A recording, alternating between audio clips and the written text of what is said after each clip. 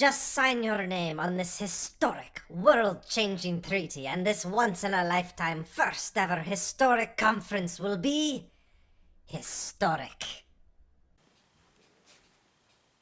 Spycrab, what in the Zootopia is going on here?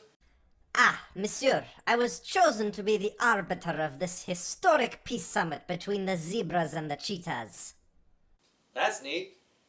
This historic peace conference is the first time leaders of the Warring Horse Clan and Cat Clan have met. That doesn't sound right. Their long-standing feud over which fur pattern is best shall no longer plague the savannah due to our historic conference. That's definitely not right.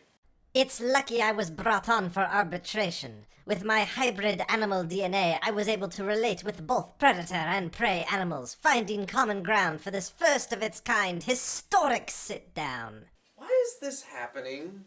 Bridging the divide was difficult, but I was able to convince these two that their patterns are both beautiful and no one need feel left out. Why is this happening at my table? Hopefully this will serve as a model for predator-prey relations for all other species watching this historic signing on YouTube later. YouTube! Right, that's what I was doing. Have fun. So let's get some cartoons and vodka and do them all night long. Are you ready for some fun? Drink 'em down, drink 'em down, drink 'em down. Drink 'em down, drink 'em down, drink 'em down. Oh. Welcome!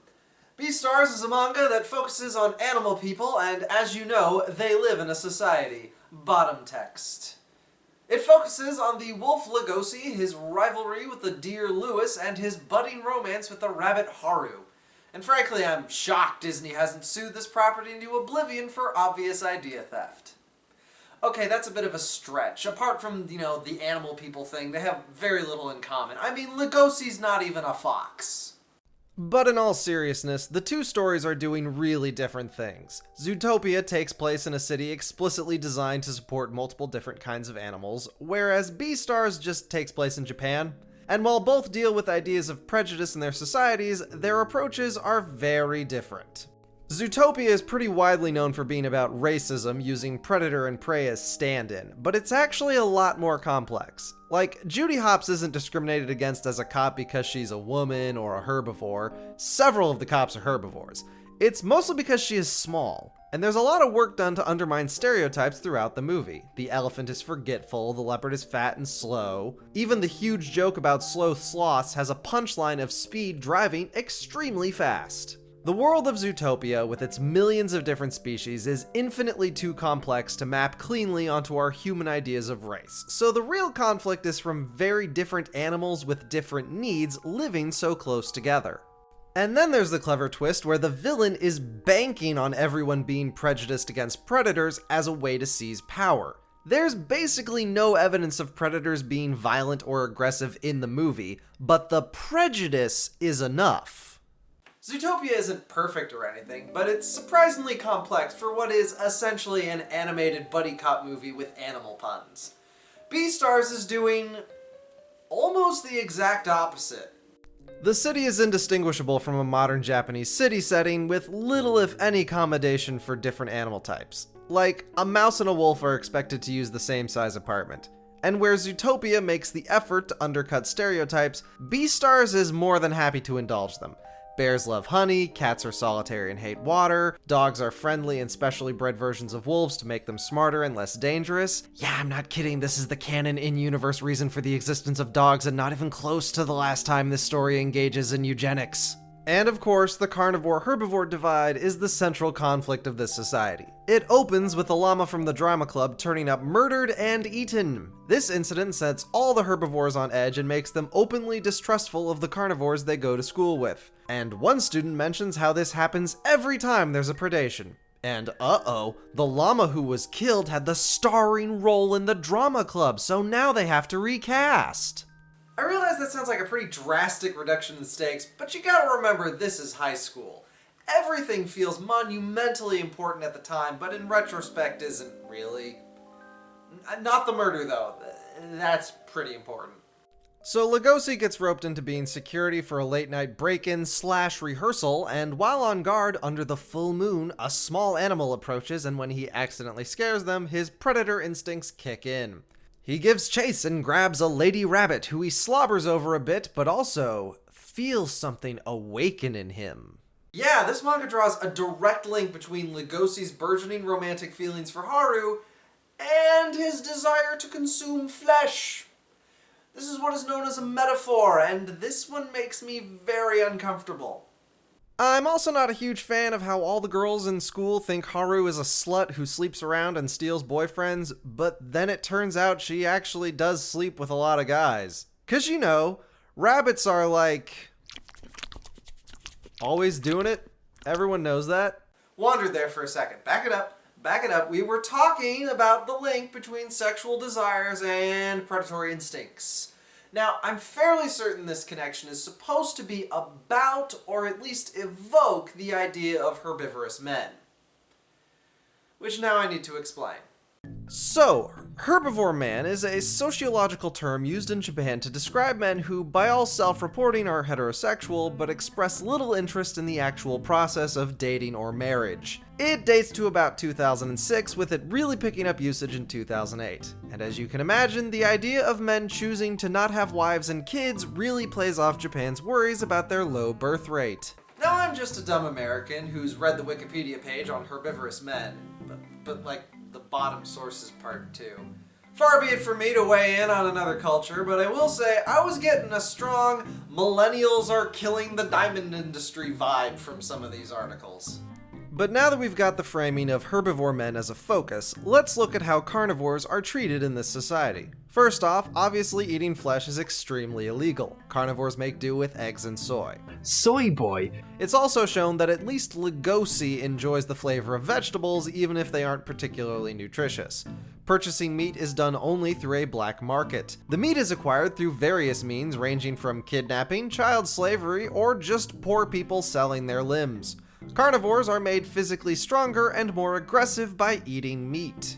So yeah, it's not exactly difficult to see how carnivores forced to live a meat-free existence that numbs their true masculine power kinda maps well onto the idea of men not living up to their sexual potential. It's also kinda alpha male-y, and while I'm not gonna make a point of criticizing the animal facts in this story, they can get pretty bad. Like the panda who got big and muscly eating bamboo, which is exactly not how any of that works. So this metaphor doesn't really hold up to even basic zoology facts. You know what? I'm not even that committed to this story being about herbivore men. It maps on alright, and it was interesting researching it, but I'm not going to dock this manga points just because it kind of resembles a goofy idea. No, I'm going to dock it points for being really batshit weird.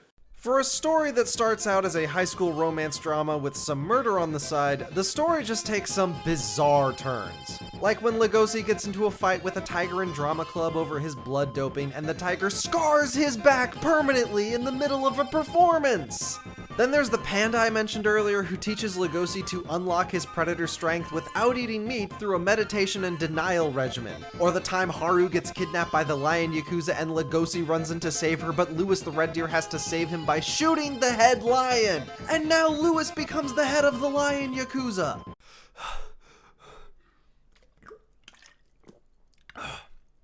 And then Lugosi tracks down the bear who ate that llama in the first chapter and they have several fights. But a wolf can't beat a bear, so Lugosi has to eat the leg of Lewis the deer for a power-up, which is hugely illegal, so he gets kicked out of school and just gets a job in an apartment. Then we meet Lugosi's grandpa, who's a Komodo dragon and also a total fighting badass who used to be in the running to be a Beastar. And the current Beastar, who's basically Batman but funded by the government, sets up a meeting with Lugosi and is all, "I can't trust a carnivore that has eaten meat." So Lugosi rips out all of his fangs, and then a deer-leopard hybrid stabs an elephant. Stop! Just stop! Back all the trucks up! What the hell genre is this? It starts out like it's gonna be a high school romance. Main character is a misunderstood loner in the drama club, meets a cute girl with a past, has to deal with Deer Senpai's frankly homoerotic obsession with his carnivore manliness. But it keeps contriving ways for plots and character conflicts to resolve through fights. Like when Lugosi butts head with the tiger in drama club because the tiger really likes going to the black market and sniffs up some blood before acting. You'd think since this is a drama club it would lead to some over-the-top acting contest, but no, they just beat the shit out of each other on stage and Lewis has to step in to salvage the performance. Then later in the story is the leopard-gazelle hybrid. This guy is just way too much. He makes Hannibal Lecter look like an underachiever. In the space of like 20 chapters, this guy goes from being a fake therapist who poaches elephant ivory to the dictatorial head of the Lion Yakuza to a college professor who of course has his sights set on Haru. This grinning idiot is just all evil all the time and it just overpowers the story. Also, the parallel drawn between him and Lugosi's worries about his potential children with Haru just doesn't work.